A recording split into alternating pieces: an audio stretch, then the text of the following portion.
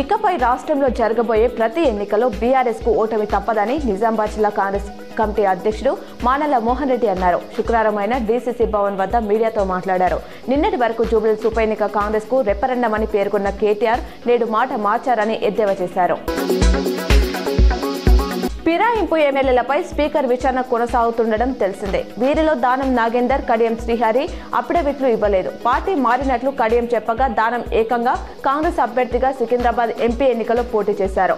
తాజాగా డబ్ల్యూబీలో టీఎంసీలో చేరిన బీజేపీ ఎమ్మెల్యేపై వేటు పడింది. ఈ నేపథ్యంలో వీరిద్దరిపై వేటు తప్పదని, ఈ రెండు చోట్ల ఉప ఎన్నిక రావచ్చని చర్చ మొదలైంది. బీహార్ ఎన్నికల తర్వాత కాంగ్రెస్ పని ఖతమైందని, రాహుల్ గాంధీ ఇక పబ్జీ గేమ్ కే పరిమితం అవుతారని మంత్రి బండి సంజయ్ విమర్శించారు.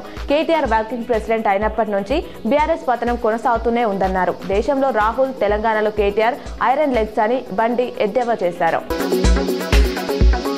జూబ్లీహిల్స్ ఉప ఎన్నికలో కాంగ్రెస్ అభ్యర్థి నవీన్ యాదవ్ గెలవడంతో ఆ పార్టీ శ్రేణులు సంబరాలు మునిగిపోయాయి. హైదరాబాద్ యూసుఫ్ గూడలో కొందరు నేతలు గులాబీ రంగు అంబాసిడర్ను గాల్లో వేలాడదీసి సంబరాలు చేసుకున్నారు. ఇక బీఆర్ఎస్ పని అయిపోయిందంటూ వీడియోలు వైరల్ చేస్తున్నారు.